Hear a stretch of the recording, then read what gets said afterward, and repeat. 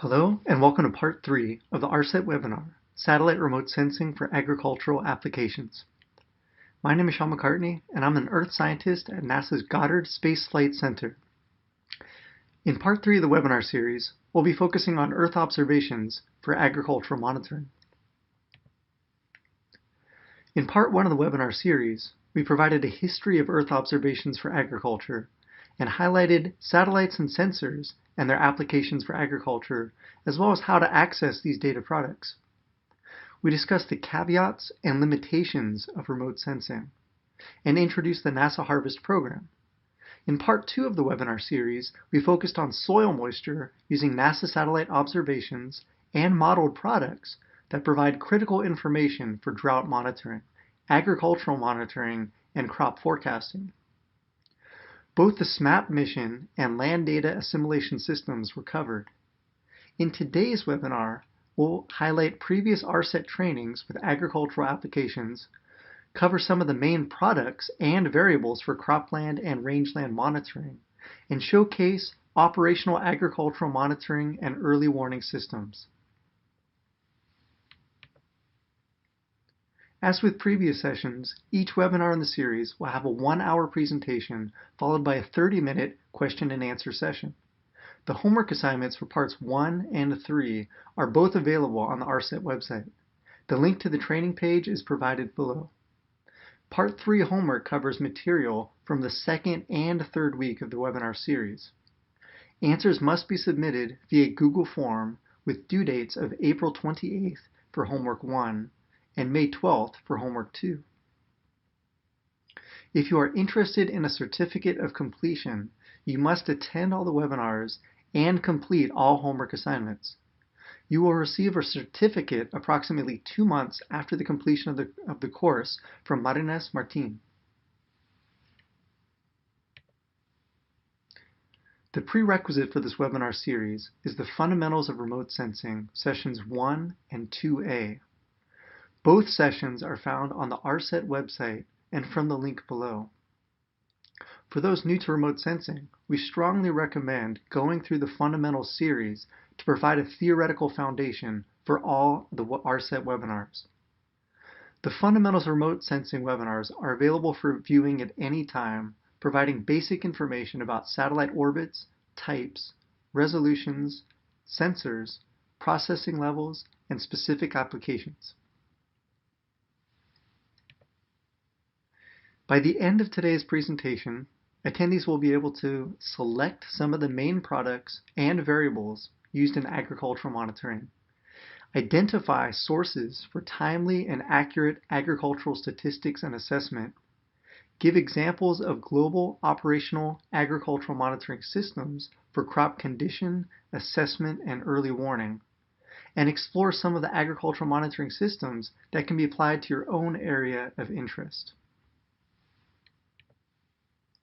The outline of today's presentation is as follows. We will first highlight previous ARSET trainings freely available on our website and through YouTube with useful agricultural applications. We'll give an overview of some of the main products and variables for cropland and rangeland monitoring. We will highlight USDA's National Agricultural Statistics Service, or NASS, for timely and accurate agricultural statistics for the United States, and showcase NASA's Cropscape web application for exploring and downloading annual cropland data. We'll provide examples of operational global agricultural monitoring systems, as well as examples of operational food security and early warning systems.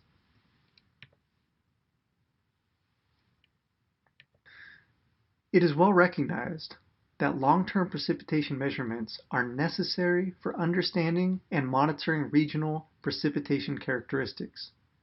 An ARSET webinar held in January and February of this year focused on analysis and interpretation of the new long-term iMerge precipitation data, focusing on extreme dry and wet period monitoring.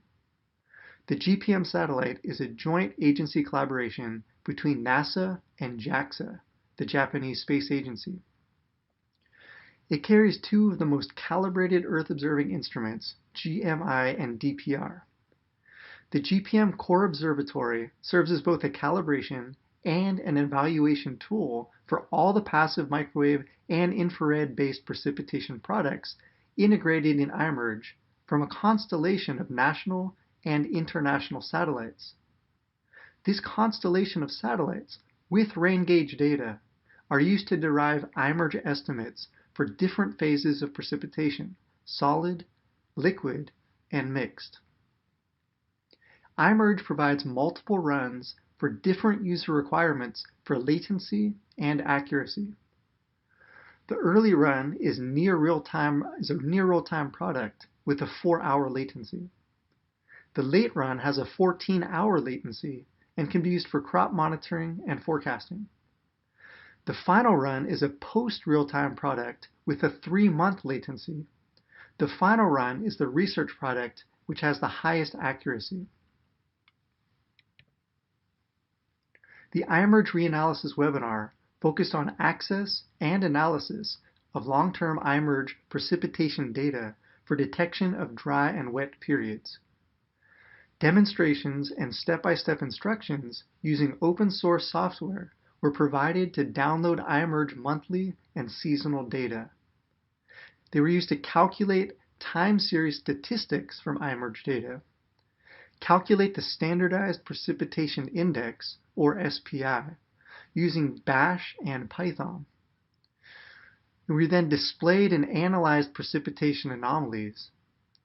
And we finally analyzed socioeconomic data from NASA's Socioeconomic Data and Application Center, or CDAC, along with iMerge precipitation data. A second ARSET training we wish to draw your attention to is another advanced webinar, Synthetic Aperture Radar for Land Cover Applications. The second part of this webinar series focused on using freely available SAR data for crop identification and condition. Part 2 covered the basics of radar remote sensing as related to agriculture, with a focus on the use of SAR to retrieve soil moisture, identify crop types, and map land cover. The webinar provided knowledge and applications on how SAR configurations affect response from soils and crops. The webinar provided information on the content in SAR images relevant to soil and crop conditions. Optimal sensor parameters for agricultural applications were discussed, as well as how to ingest, pre-process, and process multi-frequency SAR data for use in crop classification and soil moisture estimation. Finally, we showed how to implement the random forest algorithm in R to perform crop classification. Another webinar with applications to agricultural monitoring was creating and using Normalized Difference Vegetation Index, or NDVI, from satellite imagery. The webinar showed how to derive NDVI from Landsat imagery and open source software. It also demonstrated how to calculate NDVI anomalies using a time series of MODIS data. The NDVI webinar provided knowledge on NDVI calculation and applications, how to acquire, use, and derive NDVI imagery from Landsat and MODIS, how to use MODIS NDVI images to derive time series and NDVI anomaly maps, and how to visualize MODIS NDVI time series using the Global Inventory Modeling and Mapping Studies, or GIMS, Global Agricultural Monitoring Project. The GLAM system is funded through an interagency agreement between the USDA Foreign Agricultural Service and NASA Goddard Space Flight Center. We'll be learning more on how the GIMS GLAM project is supporting USDA's Foreign Agricultural Service later in the webinar. The last webinar I'll quickly highlight, due to high interest from the user community, is the introductory webinar, Introduction to Synthetic Aperture Radar. The webinar is bilingual in both Spanish and English. The multi-part webinar series focused on building the skills needed to acquire and understand SAR data, including polarimetric and interferometric SAR. We hope you will refer to each of these past ARSET webinars to learn more about satellite remote sensing and how it can be applied for agricultural applications. We will now cover some of the main applications, products, and variables used for cropland and rangeland monitoring.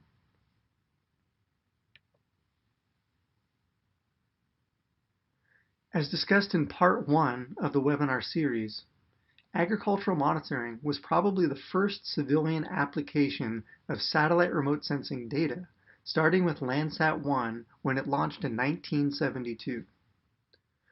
Remote sensing allows gathering information about the biophysical state of vegetation, such as leaf area index and fraction of absorbed photosynthetically active radiation over large areas with a high revisit frequency. Remote sensing provides timely, objective, local to global coverage. It contributes to the accurate and timely reporting of agricultural statistics and permits accurate forecasting of yield or shortfalls in crop production and food supply per region and country. This slide shows some of the main products and variables used for cropland and rangeland monitoring. In the following slides, we'll discuss each one in greater detail.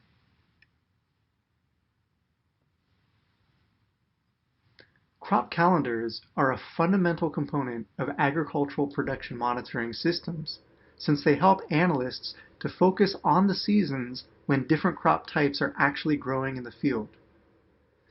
In much of the world outside of the tropics, the growing season is limited by winter temperatures. The farther away from the equator your location, the less solar radiation is received, which shortens the growing season. In higher latitudes away from the tropics, cold temperatures of spring limit the earliest opportunity to plant. A typical planting date is after the average last spring freeze.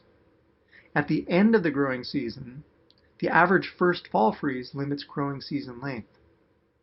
In some parts of the world, temperature are the controlling factor for the crop season, while in other areas, rains are the controlling factor. The crop calendar is the fundamental document of agricultural meteorology. Crop calendars provide crop-specific key phenological timings such as sowing, growing, and harvesting. Sources of crop calendars for major crops are made available at the national level by the Food and Agricultural Organization of the United Nations and the United States Department of Agriculture.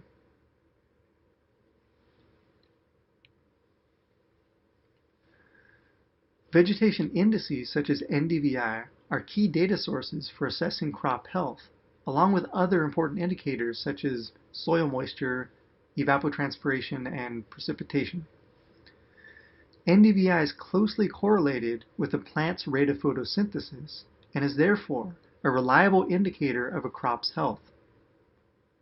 Vegetation indices are most effective beginning in the pre-peak season of crop growth and continuing through harvest for monitoring and yield prediction.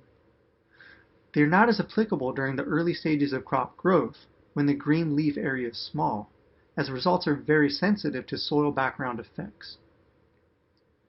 The analysis of crop condition is based on the comparison of the actual crop status to previous seasons or to what can be assumed to be the average or normal condition. This establishes normal growing conditions for the crops in a specific area.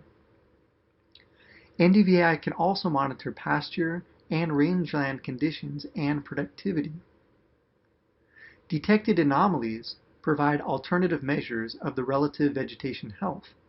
Anomalies can be used to monitor the areas where vegetation may be stressed, such as a proxy to detect potential drought, or showing positive signals where crops or rangeland are at average or above average biomass for that period of the growing cycle.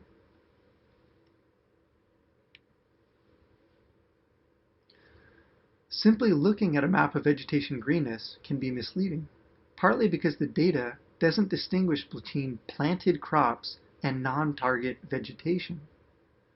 For this reason, identifying the exact areas where crops are growing, called crop masking, is a critical first step, as it is necessary to exclude results that stem from extraneous plants like trees and grass.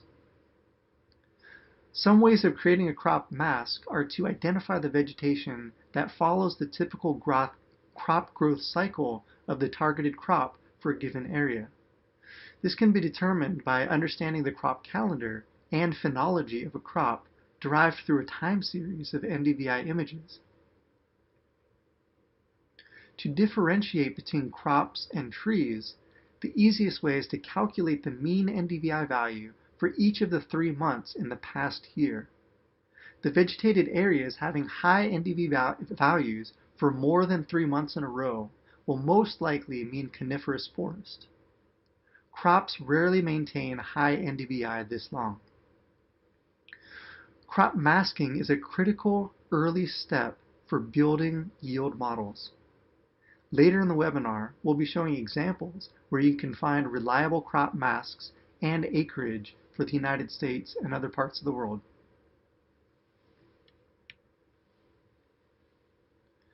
Crop type masking is similar to creating a crop mask, with the stated goal of identifying specific crops within a region. By compiling satellite images of a given area, it's possible to determine where a specific crop is growing and where it is not growing. This can be determined by understanding the crop calendar and phenology of a crop, derived again through a time series of NDVI images. In situ data is extremely important for the validation of crop type masking. If ground truth data is unavailable, research has proven an analog can be used in areas that do not have reliable data. Crop type masking is also a critical early step for building yield models.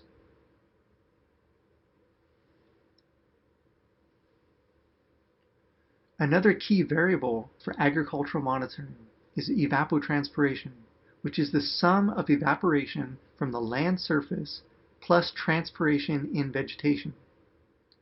Some of the factors which determine transpiration rates are temperature, atmospheric moisture, wind, and soil moisture.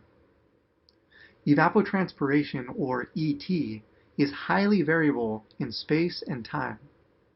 It is a critical component of the water and energy balance of climate, soil, vegetation interactions.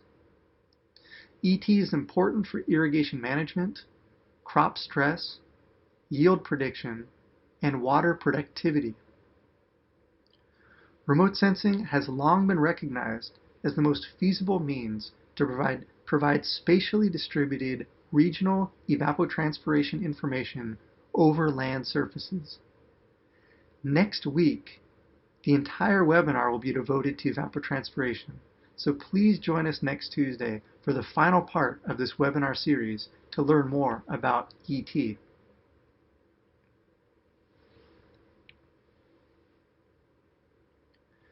Another key variable in agricultural monitoring is the fraction of absorbed photosynthetically active radiation, or FAPAR.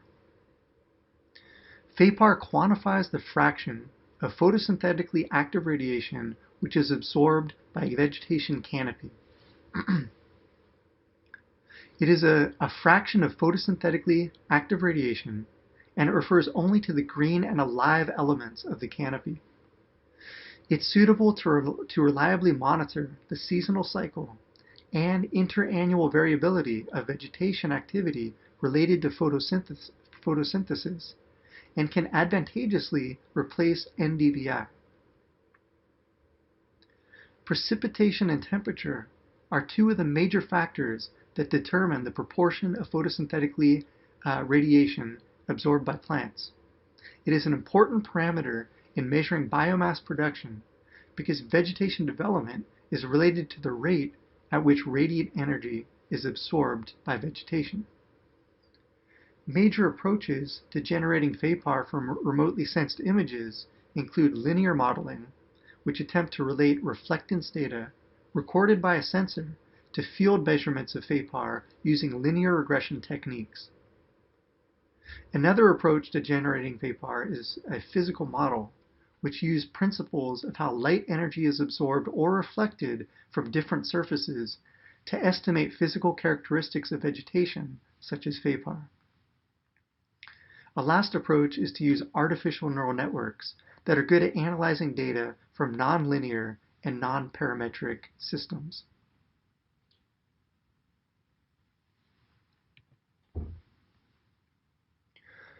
Growing degree days is a type of crop calendar popular in the mid-latitudes based on recent temperature conditions. Crop calendars show how much growth deviates from average. A crop may be a week ahead or behind at emergence, and further off at enthesis, which marks the beginning of the reproductive stage of a crop. If growing degree days are used, one has an anticipation as to whether or not the crop will be ahead of schedule or behind the calendar schedule. For crop development or for pest development, temperature expressed as growing degree days is often the principal variable. Because insect development is dependent on growing degree days as much as crop development, farmers use growing degree days to time their application for pesticides at the point the pest is most vulnerable. Growing degrees are calculated each day as maximum temperature plus the minimum temperature divided by 2, or the mean temperature, minus the base temperature. Growing degree days are accumulated by adding each day's growing degrees contribution as the season progresses. If the average temperature is below the base temperature, the growing degree day value for that day is 0. Use of growing degree days and accumulated growing degree days can improve phenological analyses and crop yield models. As growing degree days are linear approximation for the growth of a crop, a limitation of growing degrees are crops do not always follow a linear growth response with respect to temperature. They grow more according to a curve based on varying conditions. That being said, they still provide a good anticipation as to whether or not a crop will be ahead or behind the calendar schedule.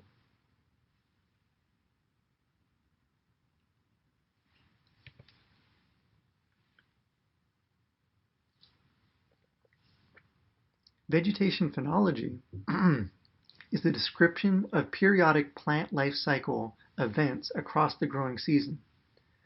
Phenology is not a new science. The Chinese are accredited with keeping the first written phenological records, which date back to nearly 1000 BC. In Japan, accounts of when cherry tree blossoms were at their peak each year have been maintained for the past 12 centuries. What is new is the application of satellite sensors to track phenological events. Satellites provide a unique perspective of the planet and allow for consistent, timely monitoring of the entire global land surface. Phenology can be divided into vegetative, or the emergence and green-up stage, and the reproductive stage, which is anthesis to senescence.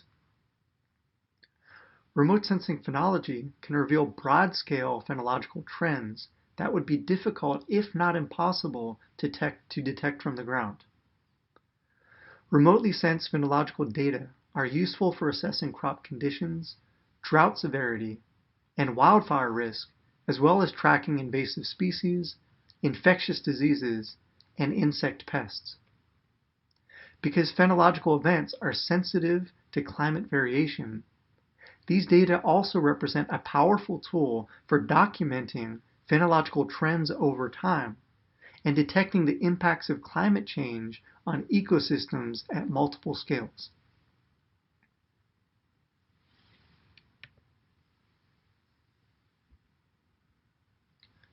Precipitation is a key component of the water cycle and difficult to measure since rain and snow vary greatly in both space and time. Precipitation, or the lack thereof, is a key indicator for drought, water resource management, and food security. Satellites provide the timely objective measurements, especially where ground-based data are sparse. Satellite-derived precipitation estimates, such as from GPM iMerge or CHIRPS, allow one to calculate precipitation anomalies, which provide information of average precipitation deviation from the long-term average over that same period. Precipitation anomalies help us to detect dry and wet areas compared to the long-term average. The timing and amount of precipitation is necessary to forecast crop yields as well as freshwater shortages.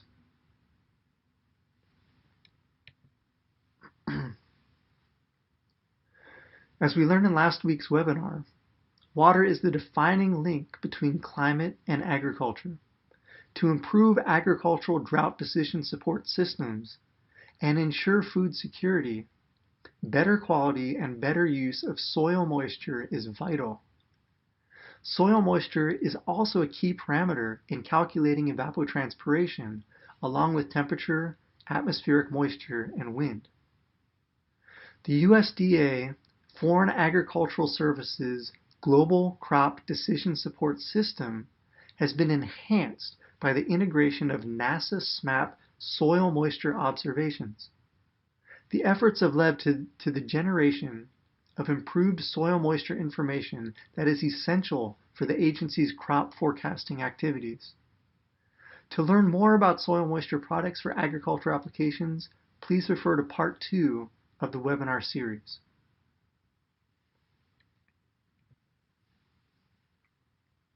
All biological and chemical processes taking place in the soil relate to air temperature. As discussed when talking about growing degree days, the heat supply of crops is characterized by a sum of average daily air temperatures that are higher than the biological minimum during a vegetation period. It is a key variable for agricultural monitoring and for the timing of planting and monitoring the phenological stages of plants. Temperature is used in agriculture and water resource management to allow farmers and decision makers to evaluate water requirements. Temperature is also one of the key parameters in calculating evapotranspiration, along with atmospheric moisture, wind, and soil moisture. 3 distinct temperature points of growth are the following: minimal temperature, which is enough for growth to start; optimal temperature, which is the most advantageous for growth processes; and maximum temperature, where growth stops.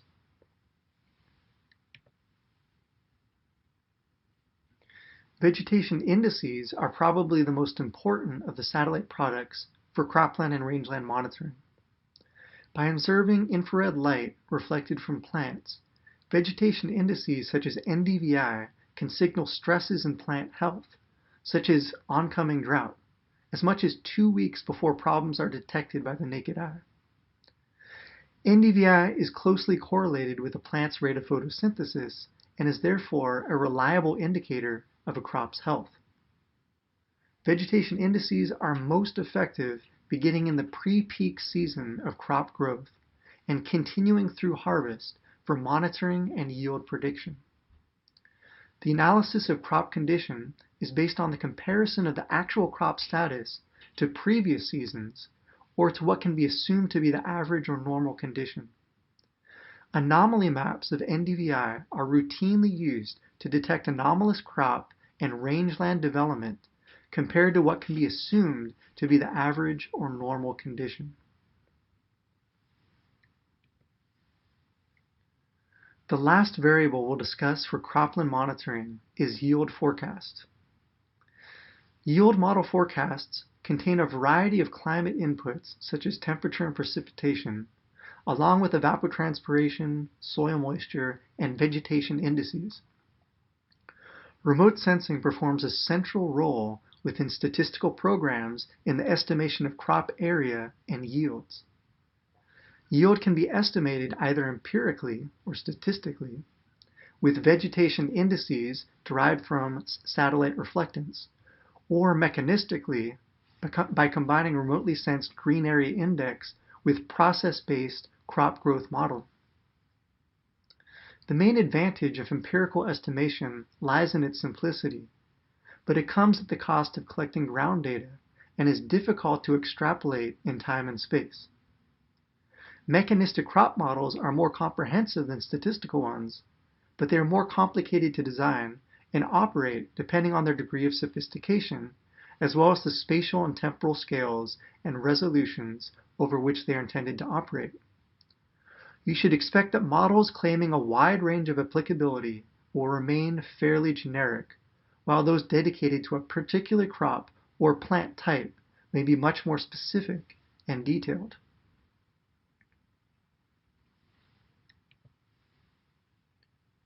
The next section focuses on USDA's National Agricultural Statistics Service, the most reliable source for agricultural data and statistics for the United States. We'll also showcase how to access annual data for major crops grown within the continental United States. In 1862, during the height of the American Civil War, President Abraham Lincoln signed the law that created the U.S. Department of Agriculture. By 1866, the Department of Agriculture began a regular reporting series on livestock numbers, monthly crop conditions, and final acreage, yield, and production estimates for principal crops. Weekly reports have been published since 1914 and standardized in 1985 to be comparable across states. In 1986, the Statistical Reporting Service was renamed the National Agricultural Statistics Service, and since 1995, all reports are available within 5 minutes of the release time from NASA's website.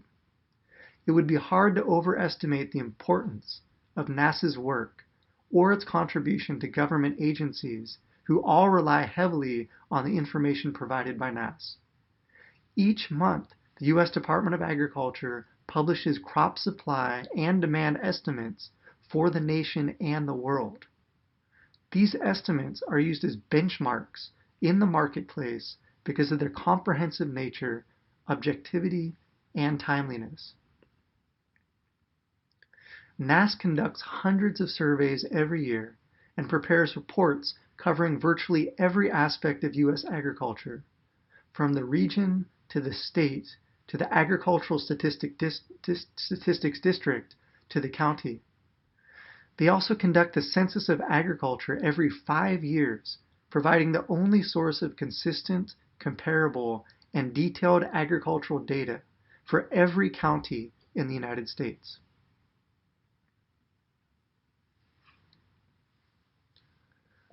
Since 2009, NASA has drawn on Landsat data to monitor dozens of crops in the continental United States as part of the Cropland Data Layer program. The Cropland Data Layer, or CDL, is a raster, georeferenced, crop-specific land cover layer created annually since 1997.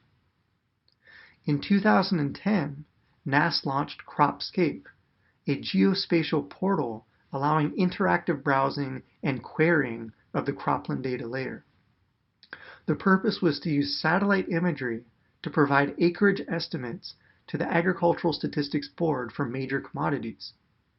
Cropscape is just one of several geospatial data products provided by NASA on their website.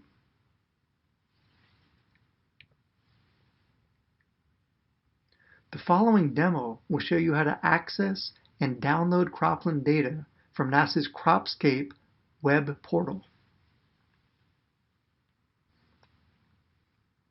First, we'll go to the official website for USDA's National Agricultural Statistics Service.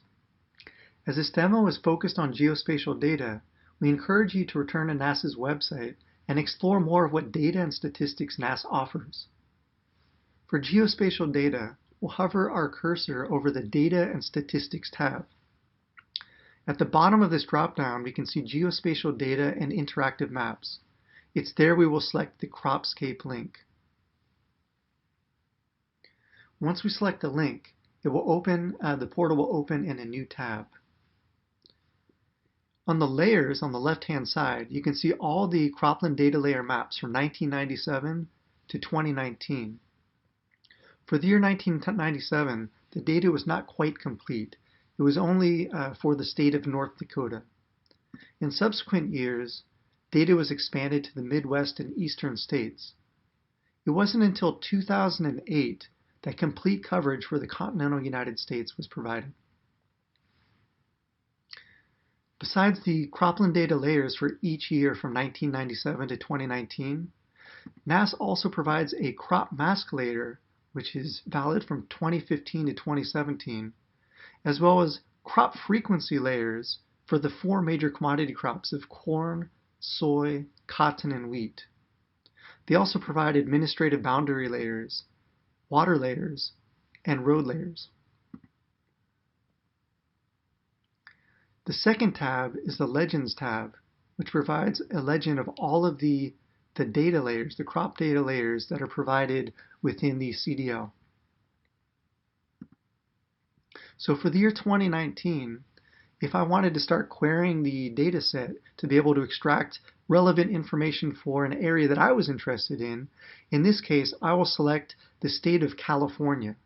I'll do that by going up here and define the area of interest. You see I have 4 options. I can select from a region, a state, an agricultural statistical district, or a county. In this case, I'll go with the state, and I will choose California.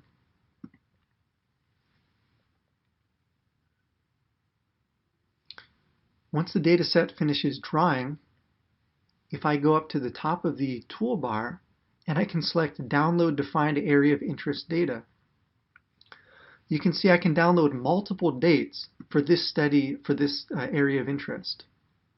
I can also download a mask, a cropland mask for the state, as well as a frequency for the 4 major commodity crops within the state.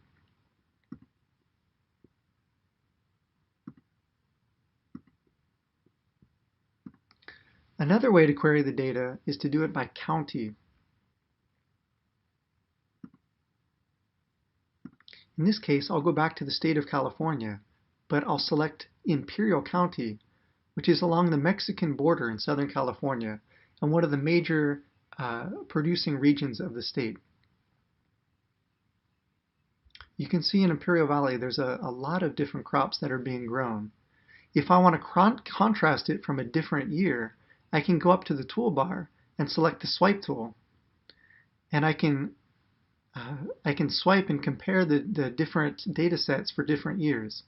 In this case, I'll compare the year 2019 to the year 2016.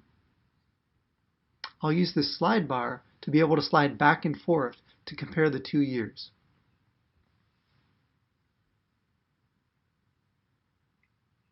On the left is the CDL for 2019, and on the right is the CDL for 2016.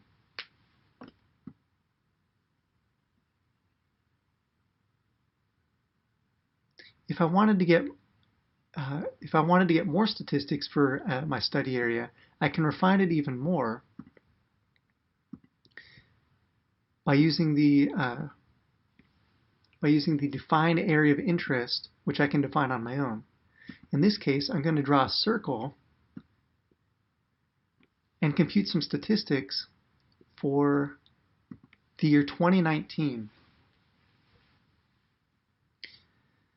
I can look at it in a tabular way, but then I can also look at it within a pie chart as well as a bar chart.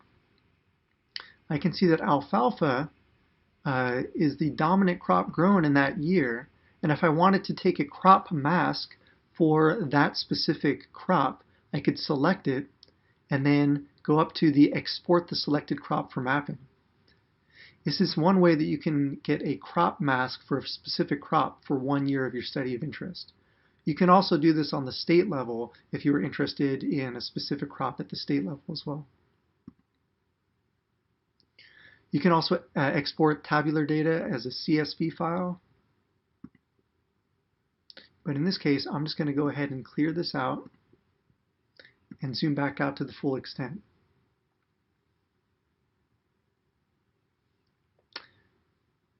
This was a very quick demo to showcase the Cropscape, but we hope that you'll come back to explore more of the geospatial portal for agricultural data and statistics on your own. The NAS is a very robust data set for all of the crops grown in the United States, within the continental United States, and can be used for validating models as well as creating crop masks to be able to run models on your own. This next section shows examples of operational agricultural monitoring systems. Global and regional scale agricultural monitoring systems aim to provide up-to-date information regarding food production to decision makers. They help reduce price volatility and ensure the coordinated flow of information in a timely manner for early warning purposes. This chart highlights the 8 main operational agricultural monitoring systems. All of them are used for decision support systems for early warning, and they all have a regional analysis, though only a handful are global operational systems by design. Websites for each of the monitoring systems are provided, though only 4 will be highlighted in this webinar. We encourage you to explore each of the websites on your own to learn more. The first operational agricultural monitoring system we'll explore is the International Production Assessment Division of the USDA's Foreign Agricultural Service. FAS is responsible for global crop production assessments and estimates of area, yield, and production for grains, oilseeds, and cotton. The primary mission of IPAD is to produce the most objective and accurate assessment of global agricultural production and the conditions affecting food security around the world. Regional analysts use remote sensing and geographic information systems to collect market intelligence and analyze near real-time satellite imagery to estimate global production.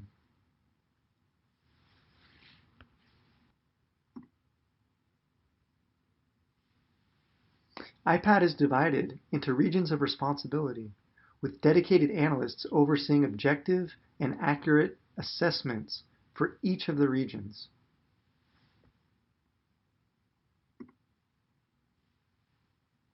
From the home page, you can access current updates as well as commodity reports. IPAD also provides crop calendars and production maps, and they can provide this on a per country basis. In this case, I'll go down to Brazil, and we can see sorted by year the crops as well as the tonnage for each of these crops, main commodity crops. We can also see where the crops are concentrated within each country in terms of production, as well as crop calendars for each of these major commodity crops. The same can be true for all the other countries of the world as well. Another useful tab is the Geospatial tab. We'll be exploring 2 of these tools on this tab, both the Crop Explorer as well as the Global Agriculture and Disaster Assessment System. But it's good to know that you can explore some of the other ones, such as the Global Agricultural Monitoring, which is a web service put out by the Goddard Space Flight Center in collaboration with the United States Department of Agriculture, as well as other systems like the Tropical Cyclone Monitoring System, as well as some archived data sets.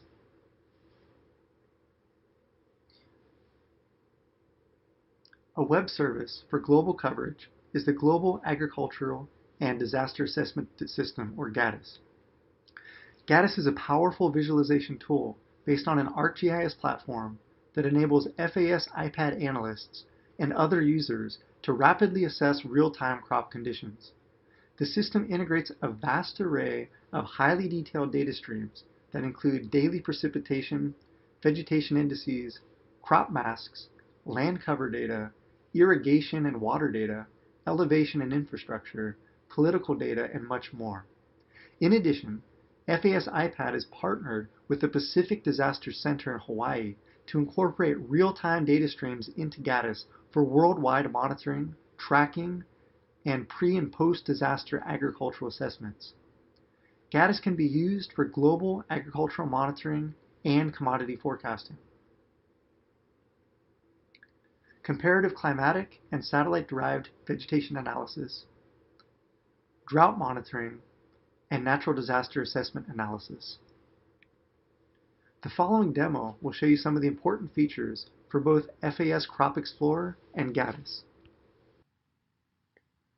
First, we'll go to the Geospatial Data tab and we'll select Crop Explorer. The options presented are to explore your area of interest by region, or you can select it interactively on the map view. You also have the option to explore different commodity crops by region, as well as some of the latest top stories and production briefs coming out of the Foreign Agricultural Service. In this case, I'm going to show how to explore some of the data products that are available in the South America region. When you first open up a region, it defaults to the NDVI page. This is showing the NDVI and the NDVI anomalies for both the Proba V as well as the Modis Terra sensors. It also shows crop masks and crop mass departure from average. If we go to the tabs on the left, we can see that we can peruse some of the meteorological data in terms of precipitation and temperature, both min and maxes. We also have an option for visualizing some of the soil moisture. So in this case, we're looking at soil moisture anomalies for the past 7 days. We can also go back further in time if we wanted to. And we can see that there is very low soil moisture in far northern Argentina and Paraguay. The soil moisture products are derived both from the SMOS satellite mission, which is a European Space Agency, as well as SMAP, which we learned a lot about in week 2 of this webinar series. We can also look at drought severity for South America. And in this case, we're looking at the SPI, or the Standardized Precipitation Index. This is in effect a z-score of what the current period of time, if it's 1 month or 2 months or what have you, and how that compares to all the same 2 months within the data record. So in this case, we're looking at a 1-month Standardized Precipitation Index derived from the CHIRPS data. And again, we're seeing some very low levels, so negative values for the SPI in the same region of Paraguay. The 2-month SPI is showing the same thing. And it looks like for the products that they create, the SPI goes up to 12 months. So this is very useful for looking at long-term meteorological drought versus, say, a short duration meteorological drought if it were only lasting for 1 month. Again, we can go back to the vegetation and we can also select on the country, and then within the country we can select different subregions to be able to see how the NDVI for that particular year compares to last year and then the average. And the average in this case being from 2000 until present. There's also an option to explore the data using satellite data, as well as looking at the growing season, the most recent going back several years of the growing season, and then additional resources for area yield and production, commodity intelligence reports, crop production maps, so on and so forth. So this is just a brief overview of the Crop Explorer, but I hope that you will all go back and explore on your own. For the sake of time, I'm going to highlight another geospatial portal, this time the Global Agricultural and Disaster Assessment System. This is a portal that was collaborated on between both the IPAD FAS as well as the Pacific Disaster Center, which is located in Hawaii. We can see there are a number of disasters. If we start clicking on them, we can see that there's an earthquake recently in Iceland, a volcano in Russia. It looks like there's drought in Hawaii, and storms blowing in from Brazil. So the Pacific Disaster Center tracks global disasters worldwide so people can better prepare and become more resilient to these natural phenomena. I'm going to deselect a lot of the default layers that they have on. That way we can explore some of the other data sets that they offer. For instance, there's a number of different products for rainfall, such as total, percent, precipitation departure, average, and GFS rainfall forecast. We can also visualize temperature from the min and max, as well as the extreme and the average. We can also view snow depth and snow cover. If we want to explore NDVI anomalies, we can do that. In this case, I will zoom into a region of the Rift Valley. This is in Eastern Africa, in the Great Rift Valley, just around Lake Victoria. We can view different NDVI anomalies going back 20 years, and we can also play a recording of them for a loop and animation. But for this case study, I'm going to look at the most recent NDVI anomaly to see how NDVI is in the most current 8-day period compared to the record of all the NDVI for that same period going back. So if we go back one more, and if I use the legend, we can see that the NDVI values are quite high. So now if we want to do a little bit more exploratory, we can look at crop condition, and in this case, we'll look at precipitation. So this will be precipitation departure, and we'll use the chirps. And we can also see that precipitation rates in this area have been much higher than the average, which would explain some of the greener vegetation at this time compared to other times.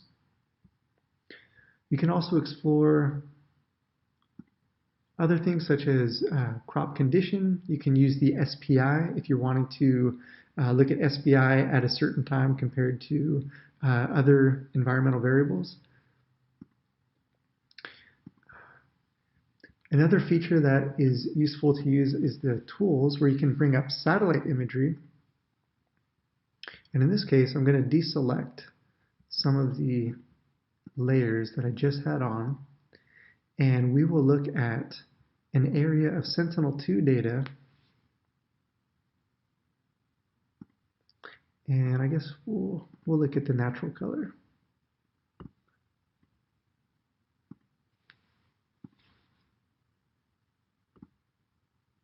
And we'll look in an area in northern Uganda.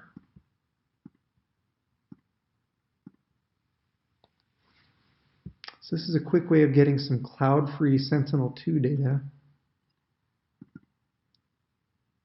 So if you're looking at, maybe looking at different agricultural areas and you wanted to compare it with NDVI anomalies or precipitation, and you wanted to have a quick visualization of some base layer, it could be derived from Landsat imagery or Sentinel imagery. This is a quick way of bringing imagery into the GADIS geospatial portal. It's also possible to run analytics quickly on this area. So by selecting the analytics tool, the extent stayed the same, and then I can start looking at different commodities. So in this case, I will draw another bounding box around this area. And this area, by default, selected the country of Uganda.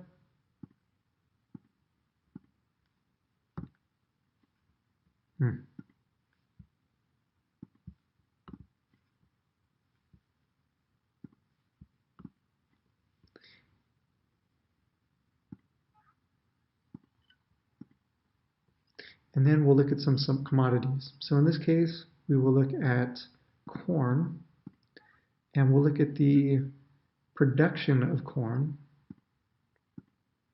for all the years And let's make a line graph out of it, and then we'll run some analytics. So we can see for the past 60 years that the production of maize in Uganda, especially starting around 2008 to 2010, saw a marked increase in production in Uganda at that time. The same quick statistics can be drawn up from any country that you select, as well as the crop that you're interested in analyzing. But I'm going to exit out of the commodity statistics, and I'm going to go back to the default pane. But this was just a quick overview of the Gaddis web portal. We're providing this for you so that hopefully you will come and explore on your own, so you can do your own preliminary research for a study area that interests you.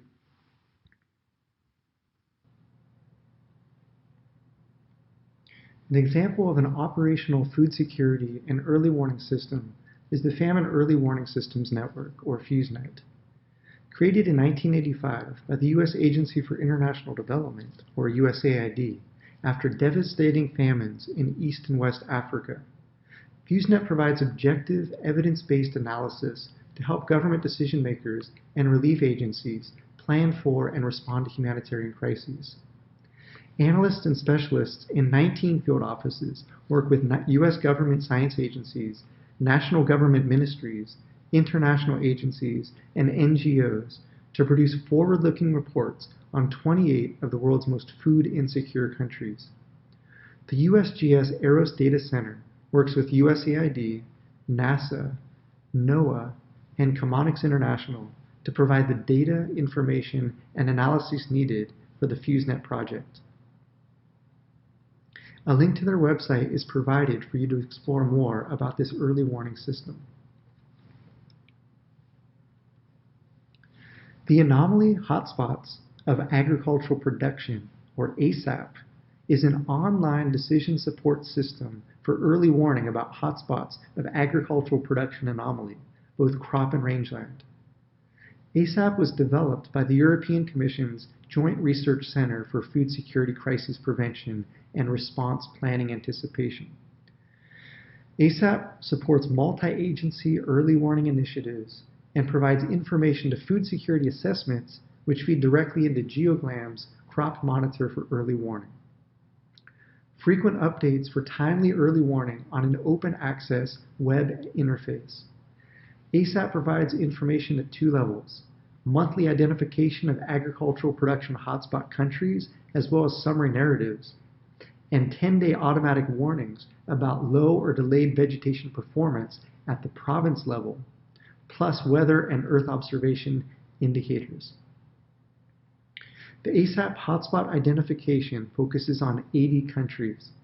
The decision support system provides NDVI and rainfall estimates, crop and rangeland masks, satellite-derived phenology, high-resolution data, and incorporates media monitoring into their assessments.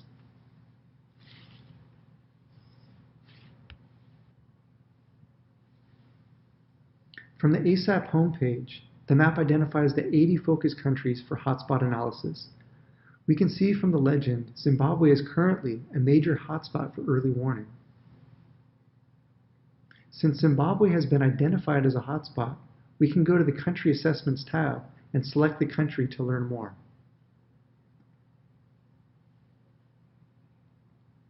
Each country assessment provides a summary, a map of indicators for both the rangeland and cropland, and previous assessments to learn how long the country has been at its current level of early warning.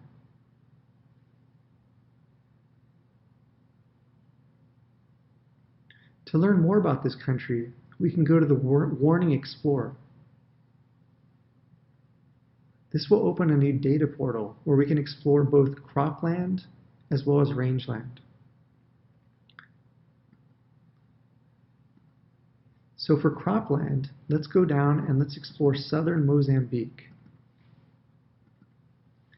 That's currently at a level 3 hotspot. We'll select the most recent date And we'll select an indicator, which will select the mean NDVI difference from the historical year over the season.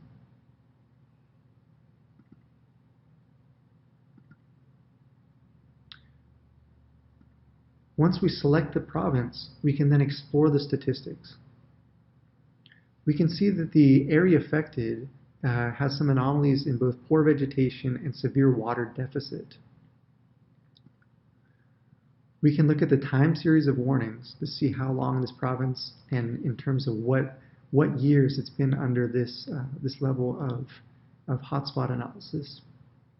We can also look at the different anomalies on the rate pane for the NDVI and precipitation.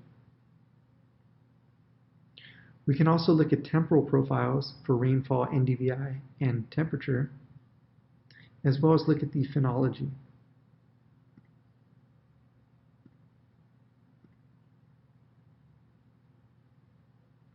If we wanted to explore this province in greater detail, we can use the high-resolution link that will take us to the anomaly hotspots of agricultural production. When this web portal opens, we can see it's the same extent from our previous web portal, only we have different parameters that we can use. We're still focused on the same province of Mozambique, but now we have a choice of different satellite data. We can use Sentinel-1 SAR data, C-band SAR. We can use Landsat 8, or we can use Sentinel-2. We'll stay with Sentinel-2, and we will select the NDVI. And this NDVI will be from the past month. And we'll have a comparison of year of 2019. And then we'll click to get that map layer. At the top of the screen, you can see that the map 2 is slowly generating itself. Once it's done drawing, we'll be able to see NDVI for the past month for the province which is experiencing a level 3 hotspot. Now that it's drawn, we will click on the comparison year, which was last year's NDVI for the same month. It doesn't do much to look at these two just by eyeballing them, but if we take the difference between both the target year minus the comparison year, we'll see what values of NDVI are shown.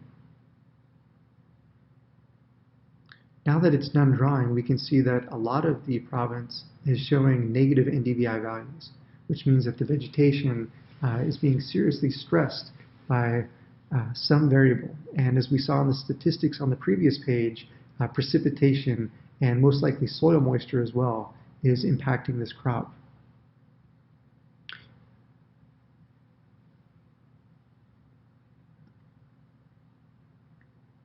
So to finish up today's webinar series, we'll talk about the last operational agricultural monitoring system, which is the Group on Earth Observation Global Agricultural Monitoring Initiative.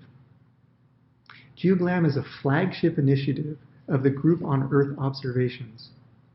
Their purpose is to increase market transparency and improve food security.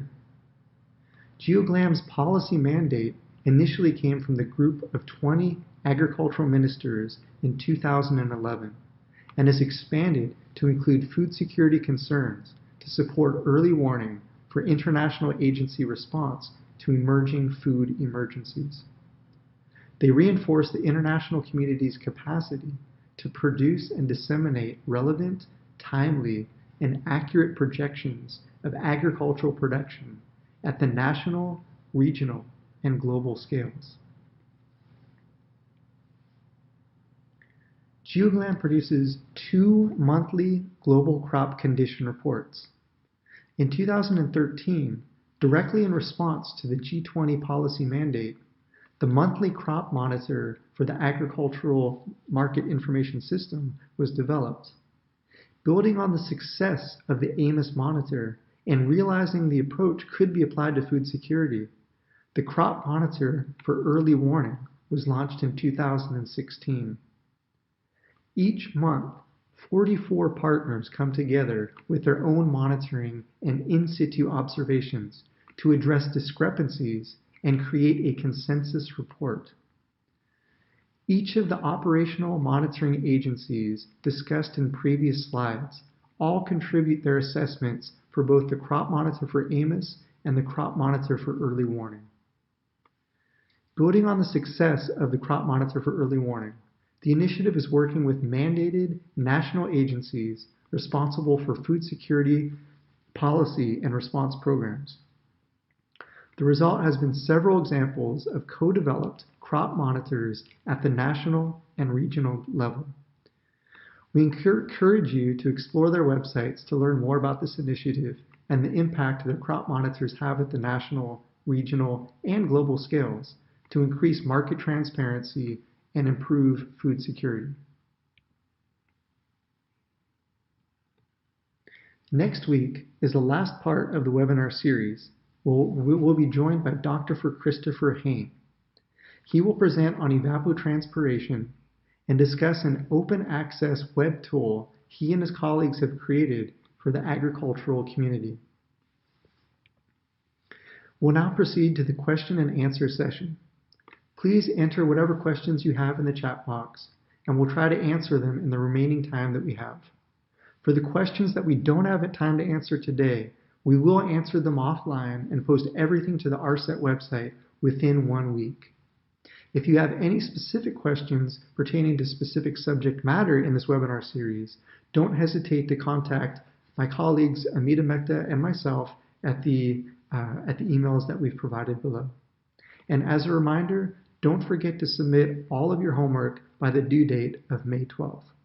And now we will begin the question and answer session.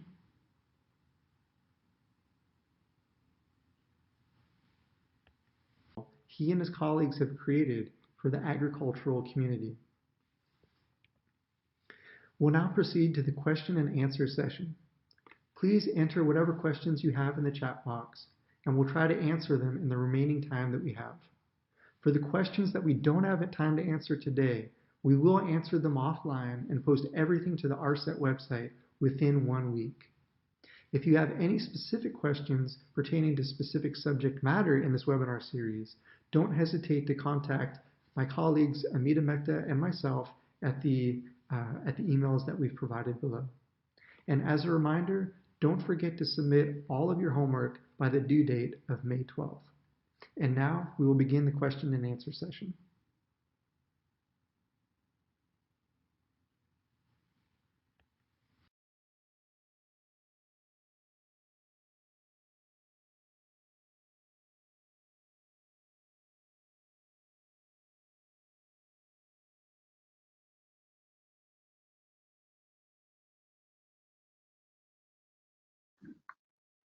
Well, thank you everybody for sticking around, and thank you for everybody that have submitted some questions to us.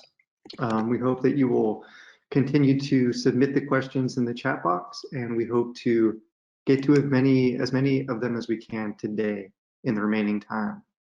Again, as a reminder, we will be posting all the questions, even those that we're not able to get to today. We will post those by next Tuesday to the ARSET website. And I know that we've had several questions come in about when week 2's question and answer document will be uploaded, and that will be uploaded by the close of business today to our website. So please visit the website later, and we hope to have that up as quickly as possible. So to get into the questions, I'll read each one and answer. So question 1, how can we identify different crops which are cultivated at the same time in a particular region from satellite images? So one of the ways you can do that is if you understand the agricultural calendar for the area in which the crops are planted, and depending on the scale in which those crops are planted, if it's a monocropped field of a large extent, then it will be easier to determine different crop types growing within that area. Having access to high resolution data will also help, depending on if the crops are intermixed or if they're planted as a monocrop. That will also help to differentiate the different crop types growing in an area depending on the scale. If crop types are intermixed and they're and if there are many different species growing within the same pixel resolution, this is where we get into a lot of the challenges in crop type mapping using the freely available data that we have. This is one of the limitations, again, of scale, of spatial resolution. And there are different ways of trying to compensate for that, but it is one of the big limitations of using remote sensing data at the resolution in which we can use it, which is freely available. Of course, if you have access to very high resolution data, which is usually commercially purchased, then that opens up new applications. So question 2, how do we use a crop mask without ground truthing? This is a really good question. There have been studies, and we'll include those later when we post this question and answer document.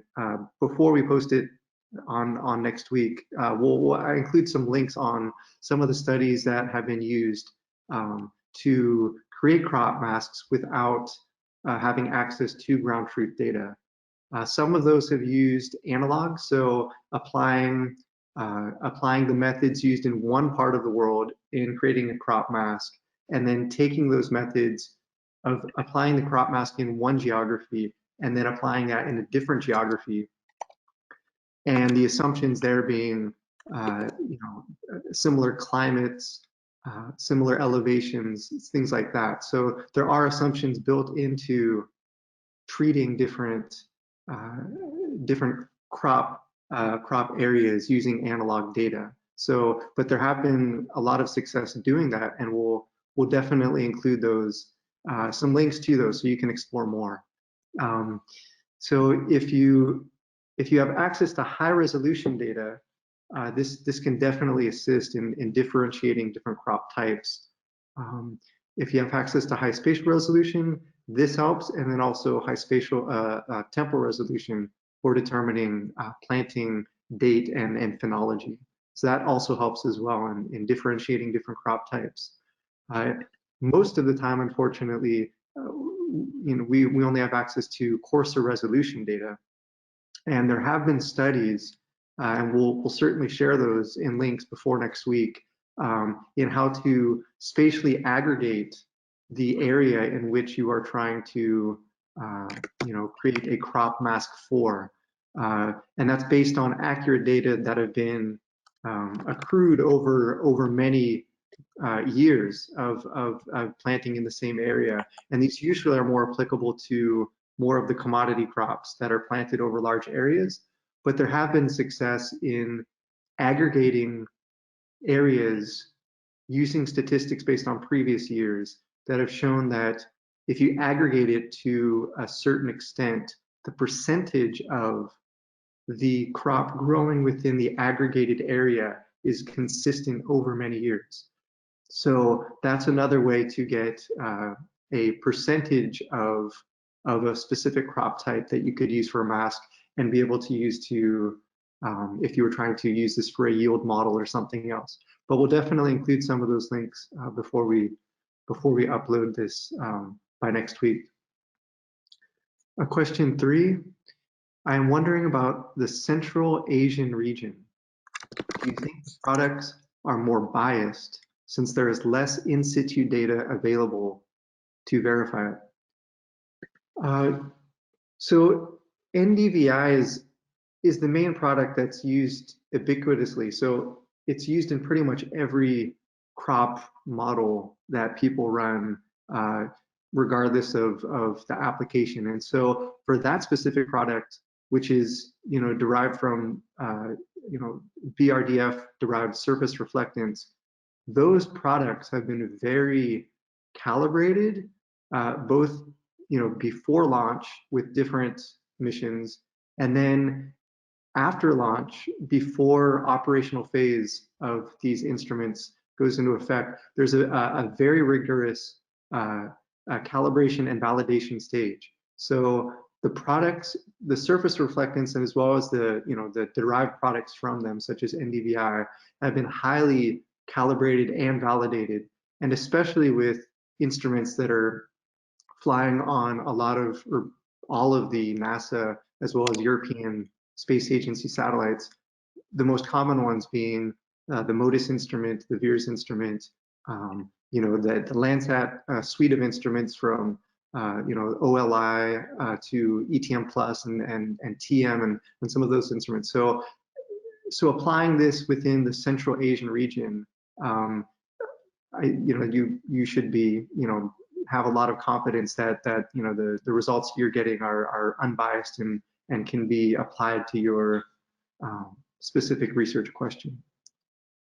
Question 4, can we get the local area state-wise crop calendar? So again, for the states, for the United States, I'm assuming that's where this person's question is directed towards. United States Department of Agriculture, USDA, NASS has comprehensive data throughout the growing season, throughout the calendar farming year. So they have accurate statistics on when crops were planted, how they were planted, some of the agricultural practices used in terms of tillage, in terms of fertilizer application. So a lot of these statistics can be found if you go to USDA NASS's website. So we have included that link on one of the slides, which you do have access to on the ARSET website. So hopefully you'll go and explore more and search around on the website to be able to get some of those statistics. And they can be applied to, for when planting is taking place, they can be applied as a kind of a proxy for a farming calendar if it's not for that state already. And then another thing I would recommend is if you go to individual states, all of the states, especially the ones that are involved heavily in agriculture, have local state resources. These could be branches of the state government where they also supply information such as statistics as well as crop calendars. So that might be a good source depending on what state that you're interested in. And question 6, what is the base temperature or temperature base in growing degree days calculation? Yeah, that's a really good question. I didn't cover that when I discussed it, but the rule of thumb that's used as the base temperature is for grasses, for cereals, and for forage crops. 5 degrees centigrade is the base temperature for those crops and for rangeland. And then for other row crops and vegetables and fruits, the temperature base is 10 degrees centigrade, which is 50 degrees Fahrenheit for those who don't use the metric system. So question 7, agriculture extensively uses various fertilizers and even different practices. Does the difference affect the models? Yes, absolutely. Different fertilizer application and especially different agricultural practices, if it's till versus no-till, planting method, if you're planting using aerial distribution, or if you're having direct soil contact with the seed as it's planted. There's so many different parameters that go into it. So absolutely, all of these do go into affecting whatever model that you're trying to create in terms of production and yield. So it's difficult to assess all these with using strictly remote sensing methods. So if you have access to ground truth data, or if you have access to if through its a government statistical service that keeps track of all this, maybe you can use that as insight into what the agricultural practices were, as well as fertilizer applied and whatnot. So so definitely ground truth would be the the best way to assist with that. But if not, there are state and federal resources that might be able to help. And one in which we've included is USDA NASS, which was discussed earlier in this website, or I'm sorry, webinar. And so you can go to them and hopefully seek out some of those, some of that information. Question 8, can you provide more details on degree day models for pest monitoring activities and control? Yes, we posted some information that was provided by University of Massachusetts. And so to provide you with the information that they have, provided on their website. So with insects and pests, growing degree days give us an understanding and an estimation of when the eggs of a particular pest are going to hatch, because they're also going to, they've evolved to, to evolve with when plants are, going through their growth stages as well, because they depend on them for their life cycle. So by using the growing degree days, we can, understand when larvae and different pests are most vulnerable, and then knowing that information, different farmers are able to apply pesticides at that time to limit the impact on the setted crop that they're trying to grow. So they differentiated between using strictly calendar method, and the limitation there is obviously there's a lot of variability between years, and so using growing degree days is a more accurate assessment or estimate of when best to apply versus using what the average is for going back many calendar years. So that's why they suggest using growing degree days, and we've included the link below, so hopefully you can go and read more about that yourself. And question 9, I didn't understand FAPAR. Can you please explain in layman's terms, please? So in layman's terms, the fraction of absorbed photosynthetically active radiation.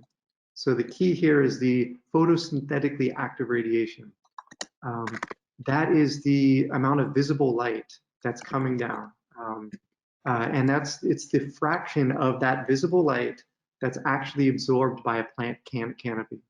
So it's a very specific range of light, which is in the visible spectrum, and it's a fraction of that light that is actually absorbed by a plant in the plant's canopy.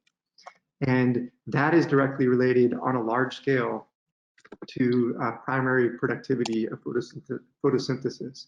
And it can be used for a lot of studies on both the micro and macro scales. So hopefully that answered that question. If not, feel free to send me an email and I'll try to clarify in greater detail.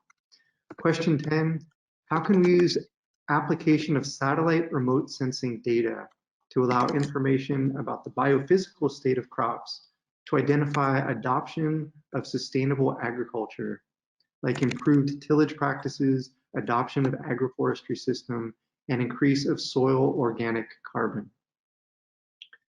Yeah, wonderful question. The way that we've answered it is really more in lines of precision farming or smart farming, as remote sensing can provide the information on some of the risk factors before the season starts for crop health, livestock health, and productivity. And within the season, remote sensing can, assess the current crop conditions as well as soil demands and water demands, and also the information on the effect of treatments and interventions and other events such as lodging that can take place during the season. And all of these can, guide preventative or corrective actions. I'd say that for, for agroforestry systems, a lot of that will be, I think a lot of that can be played out on more of, if you have ground truth data and you're able to, because soils are so variable um, over a small area, that if you're trying to determine, soil fertility and seeing how methods such as agroforestry are improving soil fertility, then that would be played out on a much smaller scale, and having access to ground truth data would be the most beneficial. Question 11, is there any site similar to USDA to get crop data globally? In India, is there an equivalent of Cropscape and crop masking function for satellite data? So I'm not familiar with if there's a service in the government of India that provides that, and I'll look into that. And if I can find anything, I'll definitely we'll post that before next week. But outside of India and for global, because it sounds like this participant is very much interested in India, but globally, the Food and Agricultural Organization of the United Nations, which the link we've provided here, does provide global statistics. And then also the USDA Foreign Agricultural Service, which both of those were mentioned in today's webinar. We're providing links to. They will give you access to crop data on a global scale. Both of those will. But again, for India, I'll look into that, and hopefully we can find some information for you before next week. And question 12, for the demo websites, do you need to register before use? No, everything that we demoed today, you can just go use the link and explore. You don't need to have a registration to be able to use any of those websites. Question 13: can data from the GADIS geoportal be downloaded? So it can be downloaded, but if you're curious if it can be downloaded as a raster georeferenced file that you can perform some analysis on, no. So the GADIS allows you to export just static images, and they can be exported in different file formats, such as the ones that we provide. So one of the examples that we've shown, which they've provided on their website. So question 14, how can we distinguish between rangelands and dry farming areas, both having low NDVI values? It's a good question. So for dry farming and for rangelands, I think the phenology of the crop can help. The rangeland land phenology cycle will be consistent over many years. So if you have a time series of data and you see when the rangeland is greening up annually, then you have an understanding of when the rangeland and how to differentiate that rangeland from, say, dryland farming, which will be planted at specific times of the year. And you should be able to see that green up, assuming that the area planted is large enough to pick up that signal, and assuming that area is planted in a large enough area that it's not mixed in with a lot of other signals from natural vegetation and grassland that's already there. But with those assumptions being made, if you know the phenology of the rangeland, that will help to differentiate it between dryland farming that was cultivated in a field. So question 15, you mentioned neural networks could be used for analyzing the FAPAC. Is there other analysis for agriculture where machine learning is used? Yes. Yes, a lot of machine learning is being applied now to agriculture. So decision trees and random forests is a big one that's being used for classification of crops, for crop type masking, and differentiating different crops from each other. And actually, a good example of that, if you go to the example that we gave at the beginning of this webinar, which focused on the SAR for land cover applications. Random forest was used for classifying the different crop types within the agricultural fields. So there's actually an ARSET webinar. Hopefully you will go and to learn more about. But yes, definitely there have been other machine learning methods used, and by next week we'll try to get some of those examples so that you can get more information.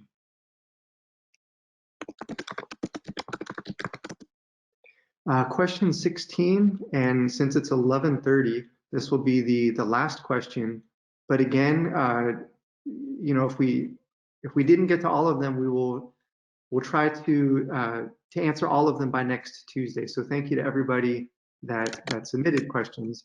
So question 16, is it possible to assess nutrients of soils? This is very challenging, and it helps if you have you know, hyperspectral imagery can really help in this application of assessing nutrients of soils.